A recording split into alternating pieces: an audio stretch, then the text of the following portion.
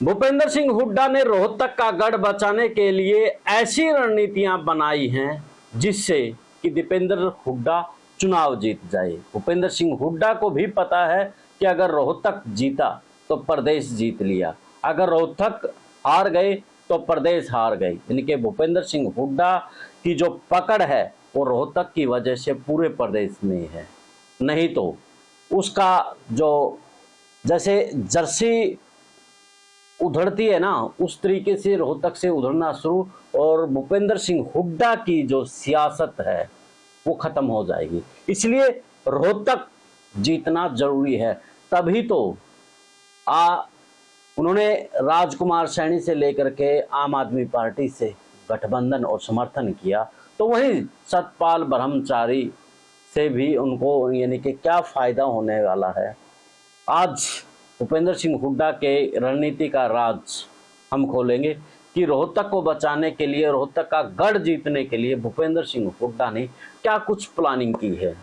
उससे पहले आप भी कमेंट्स बॉक्स में अपनी राय जरूर दीजिए कि क्या भूपेंद्र सिंह हुड्डा रोहतक का गढ़ जीत पाएंगे या फिर टक्कर दे करके कुछ और खेल हो पाएगा।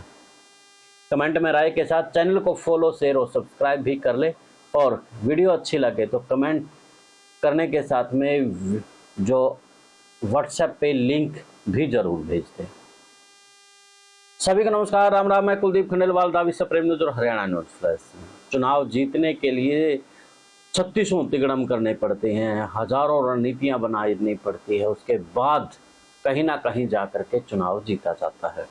और भूपेंद्र सिंह हुड्डा जैसे व्यक्ति के लिए तो बड़ा मुश्किल है, क्योंकि उसने राजनीति में अपने इतने शत्रु तैयार कर लिए हैं कि वो तैयार रहते हैं कि कब भूपेंद्र सिंह हुड्डा गलती करे और हम लोग कब उसके ऊपर एकदम से धावा बोले, यानी कि शिकार की तरह नजर रहती है। तो ऐसे में भूपेंद्र सिंह हुड्डा भी जानते हैं राजनीति के दांव पे, तभी तो वो चारों ओर से दुश्मनों से भी हाथ मिलाने से गुरेज नहीं बरत रही है।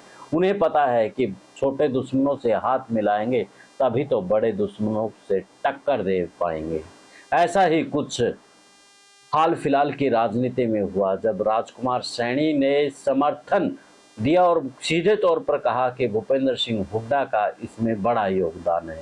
हालांकि भूपेंद्र सिंह हुड्डा इसमें मना ही करते नजर आए, लेकिन सच तो बाहर आ ही जाता है, क्योंकि ये चुनाव का खेल है। तो सब समझ जाते हैं कि आखिर इसके पीछे माजरा क्या है। उसी माजरा को खोलने के लिए आज का विश्लेषण है। राजकुमार सैनी के साथ में समर्थन करने का सीधा सीधा फायदा सैनियों को वोट लेने का है।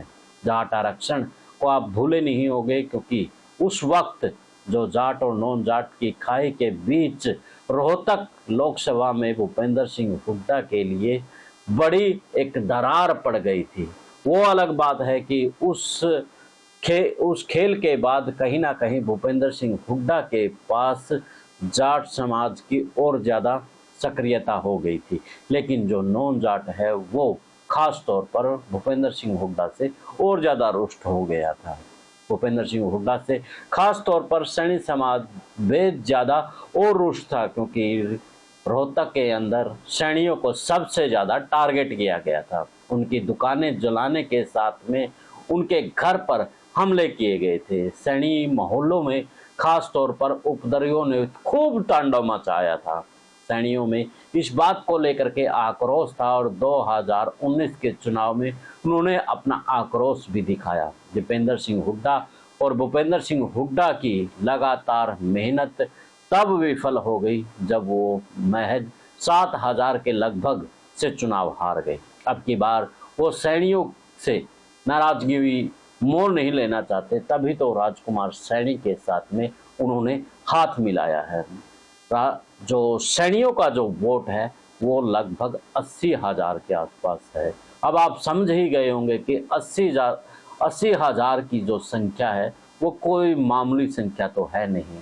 एक निर्णायक भूमिका वाली सैनी समाज की रोहतक में रहती है, तभी तो राजकुमार सैनी से हाथ मिलाया है। देखा जाए तो आपस में एक दूसरे के कट्टर दुश्मन राजकुमार सैनी और भूपेंद्र सिंह हुड्डा आपस में एक दूसरे को ऊपर केस तक मानहानि के भी बताए जाते हैं जो सूत्र बता रहे हैं।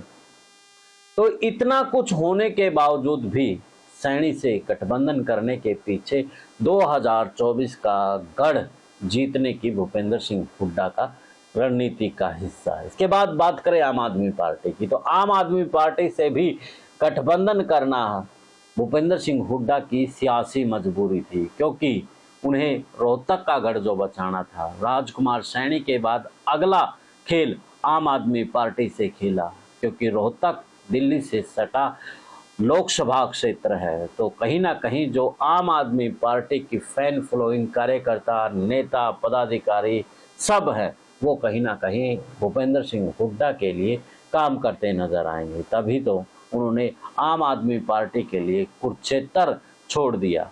आप समझ लीजिए, भूपेंद्र सिंह हुड्डा ने इनेलो से गठबंधन नहीं किया, आम आदमी पार्टी से ही गठबंधन किया। इनेलो के अलावा गुरनाम सिंह चढ़ूनी के साथ में दूसरे किसान नेताओं से भी दूरी बनाई, क्योंकि उन्हें रोहतक का गढ़ बचाने के लिए उन्हीं लोगों की साथ में हाथ मिलाया जिसके साथ उन्हें ये लगा कि सियासी फायदा हो सकता है। गुरनाम सिंह चढ़ूनी से हाथ नहीं मिलाया, राजकुमार सैनी से हाथ मिला लिया।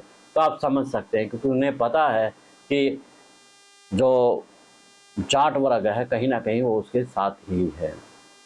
तो पूरा खेल। इसके बाद बात करते हैं सतपाल ब्रह्मचारी की। आखिरकार सतपाल ब्रह्मचारी को टिकट देने के पीछे की क्या मंशा रही है, तो इसका सबसे बड़ा फैक्टर ब्राह्मण समाज की नाराजगी भी रही है, क्योंकि ब्राह्मण समाज खास तौर पर भाजपा के साथ में खड़ा नजर आता है।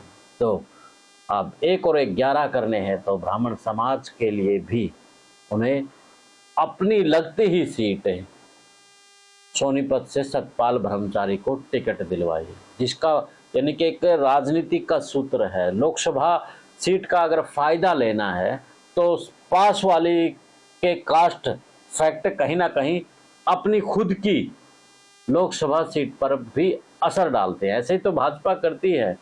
पिछले दिनों जब मध्य प्रदेश, राजस्थान में बड़े बड़े सांसदों को उतारा गया विधायक के इलेक्शन में, तो कह रहे थे कि क्या होगा, लेकिन जो 5-6 विधानसभा उसके लगती थी, कहीं ना कहीं उनमें उनको फायदा मिलता है, और उसी फायदा के चलते वहां पर टिकट दी गई थी। तो ऐसा ही कुछ सतपाल ब्रह्मचारी के साथ को टिकट दे करके सियासी फायदा भूपेंद्र सिंह हुड्डा यहाँ लेना चाहते हैं। यानी कि जो ब्राह्मण समाज के लगभग 15,000 के आसपास वोट हैं, उसमें सेंधमारी के लिए भूपेंद्र सिंह हुड्डा का ये सब खेल था।